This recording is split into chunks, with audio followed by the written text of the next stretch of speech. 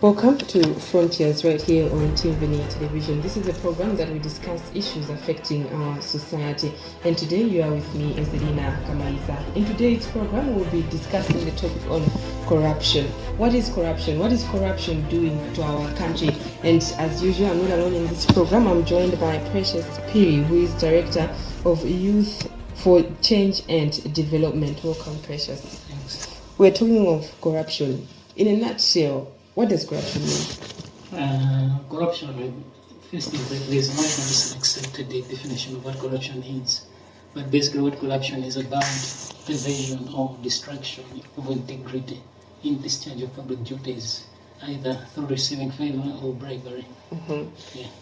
Well, we've just been hearing of corruption for quite a long time, in Malawi especially looking at the government side, where so much of our resources have been plundered. And with the just recent case of Cashgate, it was quite shocking. But maybe how did we get to this position? I think it all comes from loose morals. As a nation, we have not been patriotic with regard to our nation in terms of using resources. So this has not been it has just come prevalent right now, but it has been there all along. But the degree and the magnitude of corruption has increased with recent years. And I think there are a number of factors, maybe due to poverty, salary disparities, and some other areas, maybe with regard to how we are running our affairs as a nation. Mm-hmm. Sometimes I think it's just a conception that we've chosen to believe as a country. We know that when a government comes in or a new set of people comes in to take charge, it's like it's normal for them to be corrupt. What has led us to believe this? I think it all comes with the background that when people go into politics, they're not really necessary to serve the interests of the people. Sometimes people joining politics to enrich themselves.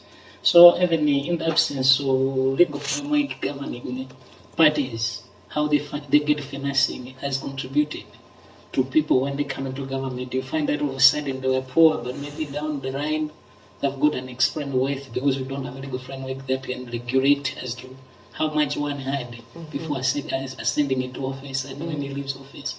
But in the view that the government and the parties have come in with political parties financing bill, I think the situation maybe will change in the long term. But just of recent, we've had the Asset Declaration Act. Is this helping in any way?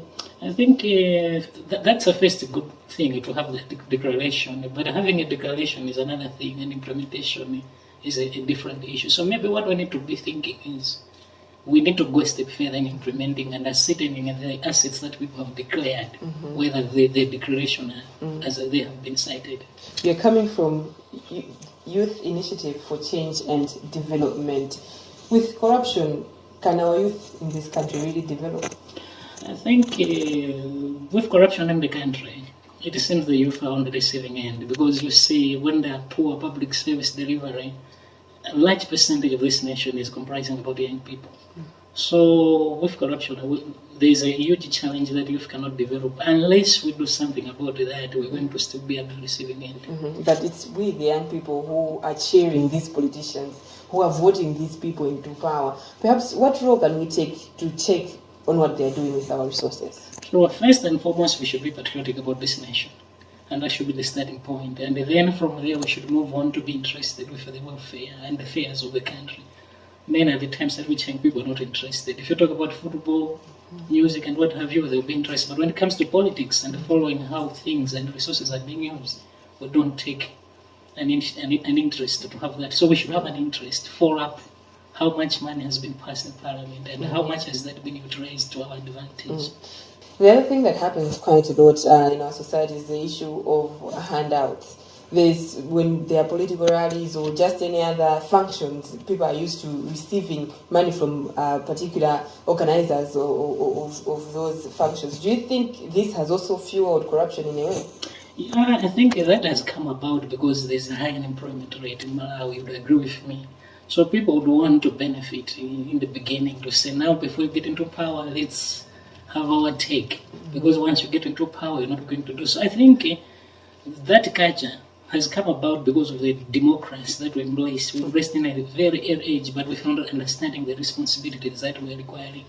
Because that is coming in the background that our politics has not been issue-based. It has been more of appeasement. You get somebody who's got money, but he hasn't enough. He has not something of substance to offer, but he's got money. He appease people and people vote for him. But for somebody maybe who happen to have ideas but doesn't have money, so that has been a culture that we have perpetuated for quite some time. But we're growing in this democracy, growing, I'd say, from my own perception, in a bad way.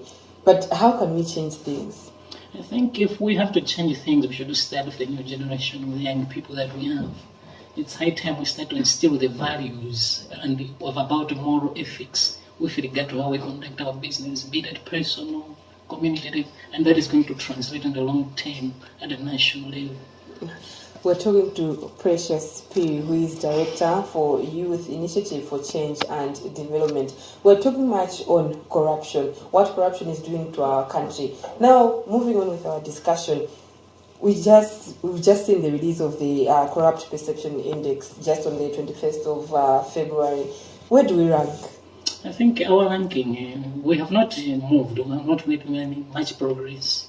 We are currently still where we were at 2016, because out of 2016 our ranking was at 120 out of 180 countries. Now, as we speak today, we have gone down 2 places down, 122 out of 180. And with ranking regarding the score that we have perception, we are still stuck at 31, as has been the case since 2016. So we're not making much progress, as much as we have got a good legislative framework to curb corruption, but the implementation part is still lagging. Many of the times we talk on various issues, we find out that we have the good policies, we have the good laws in place, but implementation is a challenge. What steps can we take to make sure that they're successful implementing, especially in this case, on legislation that supports ending corruption? So I think the first thing that we should start to do is, if we are to make a headway in corruption, is to make sure that the Anti-Corruption Bureau is independent in the name independence. Because you cannot expect to fight corruption if you're depending to get funding from the same government which you're trying to address the issues. So the first thing that should be is to say, anti-corruption, the director should not be appointed by the president. They should be appointed by the parliament. And when they report to that, there's going to be more effective work on the ground. And on the other hand as well, we also need to, as a nation, take part. We should not leave fighting corruption to only government. We should have an active role in fighting corruption, even at different levels. For instance, we can be able to follow our budget, how the budget is being implemented at a local level, the district and the constituents. Then in that way, we're going to develop a culture of knowing where our resources are going. The other issue is of how political parties interfere with the government. Do you think this has any bearing on our position to do with corruption? Sure, I think that there is an interference with regard to that, because as I already said earlier on, to say Malawi, political parties and the government in power, there's a thin line to differentiate the two. So I think the coming in of political parties, bill financing, is going to help to clear the gray areas that are in there, to say we should be able to differentiate, to say this is the party in power and this is the government. And then if we can also make sure that this bill is implemented, that is going also to help us. Okay. But sometimes now this corruption, we're looking at it, ending it from the bigger government, the central government, but now at local level. What structures can people have, maybe to track how resources are being used at local level? I think in a way it can also help the central government. Sure, I think when people have come to talk about the fighting corruption, we have had the long perception of fighting corruption at the central level. But as I already said, to say Malawi has got good legislative framework that point out as to how we can end corruption. If you go at the constituency level, there are guidelines as to how money for the constituency has to be used. There are local councils, there are also means which we can follow to say how much is our money going. So what we need to do is maybe to go and start to implement those things that are already there on the ground. And the first point is, as I already said, we need to be patriotic. Gone are the days whereby the policymakers were being feared. We need to hold account to say we elected you, we put you to there, what is it that you're doing, how much are our money being spent, and on what things have they been spent, and are they having an impact on us as a people? So that would be a starting point whereby maybe we can change the tide against fighting corruption at the local and the different levels. Right. Like I said, we're talking to Precious Phiri, Director for Youth Initiative for Change and Development. We'll be back after this break.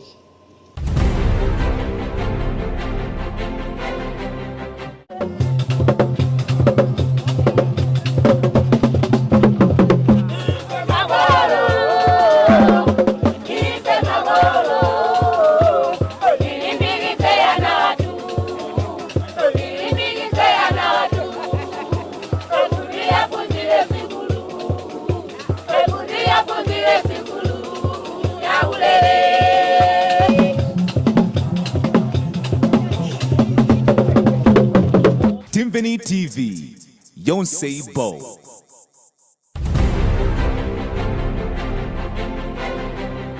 Welcome back. Here with me is Delina Kamaliza, and today we are talking about corruption in our country.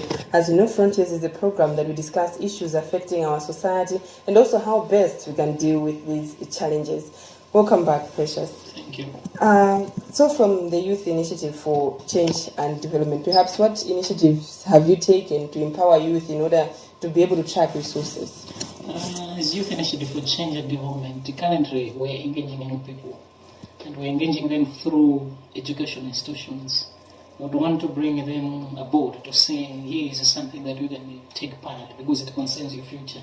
So in this regard, we're reaching out to young people in colleges and in schools, secondary schools and primary schools, as well as reaching out of school in order for them to get interested. Say, what is it that you have to do for your country? Because it begins with me when it comes to fighting corruption. But now from you, I believe you've done some research before on such issues. Do you think as young people generally in Malawi we are ready to accept this responsibility to be able to follow what is going on in our country? Yeah, there is hope to say the generation that we have is a generation that has got an interest in the welfare of but what it needs is to give them the empowerment to understand the issues at hand. And then once they understand that, they're going to go on board. And then in the same vein, we would also lobby for others who have been there before fighting this. It's high time they begin now to take young people as partners, not as passive recipients with regard to fighting corruption. Well, you've spoken of how youth are received as passive recipients of various initiatives that are being put in place. But do you think our political system or the way we are getting to manage our central government is ready to embrace ideas and perhaps other developments that young people can bring in? Yes, I think it's high time that the politicians and even those people who are in power understand the power of the youth. If you would agree with me to say the statistics for this nation shows that 70% are young people. Now looking at the numbers, this is a huge number. So they cannot afford to ignore this group of young people. It's high time they have to listen to them. If they don't listen, they're doing that at their own risk. Because what will happen is something that we'll not be expecting. So I think it is started by acknowledging young people as having a potential and actors in doing things. But now, when it comes to taking action, most of young people, I don't know if it's because of the influence of some quarters, but they believe if it's to take action to show that we are angry with these things, the best way is maybe to resort into mademo. Is that the best way to handle things? I think having demonstration is one way among the many interventions that can be taken. But sometimes when you have bottled your feelings for quite too long, it's good to vent them out. And how do young people vent that? They have to take to the streets. And in that way, they send a message. But the other also means that we can do dialogue with them. But then demonstration comes in as a last resort if the government and the powers that be do not listen. So having demonstration is not actually long exit. It's a birthright and it's enshrined in the Constitution. And then people have to do that. As long as they do that in a way that doesn't show that they are not being responsible, as bashing people's car and all the violence that comes with the demonstration. All right. The other issue is to do with how businesses are conducted in our country. When we look at corruption, it's not just the government plundering resources, but when it comes to conducting businesses, we find that most of the people that get the best of the deals are probably attached to some political figures, and in that way giving each other business in the most corrupt ways that are there. To young entrepreneurs, what effect does it have? I think that demoralizes young entrepreneurs. And the first thing that we need to do is to acknowledge that Malawi has got a very small market. And all the business depend on the government. Our private sector is small. And now with that background, you would expect corruption to thrive. But nevertheless, we need not to stop to say we cannot do better. There's still room that we can do business in an ethical way. But then we have to be the ones championing for that one, for that climate. We should not pray with the floor that is already on the ground. We need to start taking it from there to say, what kind of Malawi do we want? Then it starts with me. For instance, if you go to a public service provision and I will require out of you to give a bribery, there are already frameworks that are there to guide how service provision should be done. You should be bold enough to stand your ground to say, because I'm entitled to these services, there's no way I can pay for what. I know it's going to come at a cost, but by and by, if we sustain that momentum, we're going to turn the tide in this nation. You've spoken of various service provision that people don't have to pay for, but they're ending up to pay for those things. Perhaps maybe what can we do to have these systems cleared to make sure that everything is going on in a transparent way? So I think the government has already started it on a good note, because if you to go into many service providers, there are charters guiding how services should be provided. So the first starting point for us as people, we need to understand how a service is supposed to be provided. Are they being provided in the way they have been stipulated? If not, what is it that I can do? Is there any recourse that I can take after I've seen that services are not being provided in such a way? As I already alluded, Malawians were very passive with regard to holding our duty bearers or policy makers to account, because we think that they're going to reprimand, that they're going to crush us. We should not be afraid of the consequences, because change begins with me, as I already said. Say, if I have to stand my ground, I'm going to make others to follow, so to say, why is this person having a courage to demand it? I can give an instance. There road traffic, you go through immigration, they have released charters, service charters, and if you follow all those service charters, if they're not providing service as demanded of them, you have a right, but you have to follow proper channels in order to hold people accountable. We're talking to Precious Phiri, Director of Youth Initiative for Change and Development, discussing corruption in our country. Now, as we're drawing closer to the end of this program, what advice would you have, especially for young people, on how best they can be responsible themselves to make sure that by the time they grow to take up leadership positions, they end corruption? So I think the first thing that we need to do is we should acknowledge we've only one nation, which is Malawi, and we should be proud of being born in this country. And then out of that, we should have patriotism for this country. Nobody's going to come to collect the vices we're talking as corruption in this country. It all begins with me. I need to take a central role to say, what is it that I have to do? And in this regard, young people today, we are very ahead of the generation that has been passed by us. We can start different initiatives. That is more, you can use internet, the social media, even as the media as we are doing today, to reach out to young people and to garner support for some of these issues. Even sometimes you can go on a Twitter account, you do your hashtag fighting corruption Malawi, and then we send that viral over the internet and people begin to see. And even the same thing, we need to start showing and shaming those people who are involved in what? In corruption. And in that way, we are going to make things change for this world, for this nation. You would agree with me to say 2011 there was another uprising. It was only a young person who started this. So as I've already said time and again, it begins with me. Now let me take charge and begin to champion this. I know that even as we take this, challenges will be there on the way, but that will not to deter me from taking something to do, make my nation a better nation for the children and those children. The other issue is, as a country, we've relied so much on debt to be able to do various developmental projects. And obviously, so much of the money that has been plundered is the money that we have borrowed. At the end of the day, it's we young people that are going to bear that cost of paying back those loans through high taxes, for example, for government to be able to collect more revenue. Maybe what would be your message to duty bearers on the responsibility they are leaving on us, and without the services that we can enjoy for it? Sure, I think borrowing in the first place is not bad, because sometimes you'd want to implement some of the projects. But then we need also to be responsible and see our resource envelope. To say some of the things that we're borrowing money, is it worthy to borrow money? Can we not undertake some of these projects using the local available resources? So we need to strike a balance, because sometimes we are we're in a mood of borrowing, but without thinking about the long-term consequences. So in that regard, even when we borrow, we should make sure that the money that we've borrowed should be used for the intended for the intended purposes. And then even if we are going to be paying that, we're going to understand to see we have benefited from the intervention and initiatives that those monies were borrowed for. But otherwise, if it's just borrowing whereby there is no impact on the ground, we need then to stand up and to say, I think things are not going on well. Can we do things better in a different way? And in that way, Malawi is going to want to develop. Of course. Now, in summary, I would just like you to put it for us, where we stand as a country, and if we have any hope of moving out of this situation. Sure, where we stand as a country, as I already said, from 2016 up to 2018 right now, we have not made progress. People we have argued on the corruption existence in Malawi, is it a perception or is it a reality? But it's a high time we need to acknowledge it's no longer a perception, it's a reality. And that will be a starting point for us to take action. And then coming to an issue of saying, are we redeemable?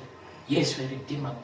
We cannot take ourselves as hopeless. We're not yet there, but it all has to start to say each one of us has to play a critical role in fighting corruption. We should never leave the fighting against corruption in anti-corruption and the parliament, but each one of us across all the sectors should come up, hold our people accountable, and in that way we are going to find ourselves as a country moving. And in the same sense, we should be the first people to practice that which we are preaching about fighting corruption. Because if I go to a public service delivery, if I'm asked to pay money, there is no way I'll be at the forefront of fighting corruption. But if I stand my ground because I'm not going to pay a bribe or a favor in order to get a service, that ripple effect will start and will go on across the country.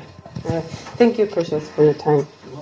Well, that's how we've had it today here on Frontiers. We've been talking to Precious Phiri, Director of the Youth Initiative for Change and Development. We've been discussing corruption. I believe you've learned quite a lot. It begins with all of us to make sure that we change for the better and we have a corruption-free Malawi. You have been with me, Ezelina Kamaliza. Keep watching Timveni Television.